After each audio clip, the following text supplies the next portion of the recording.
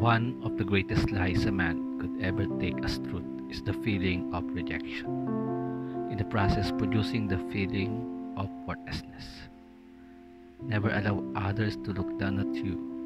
Your family's lack of provision, your physical features, your educational background, or even your simple family background is in no way connected to your worth as a person. If we look at ourselves with no value, even if you are the most gifted person in the entire planet, you will still be hopeless and powerless. On the other hand, even if all people in the world think we are nothing, but we think we could be something, we will surely succeed.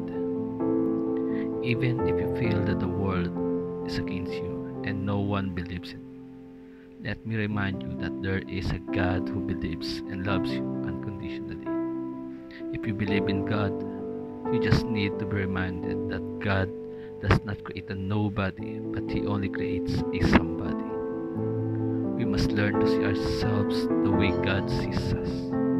For if Jesus died for us, who are we to think we are worthless?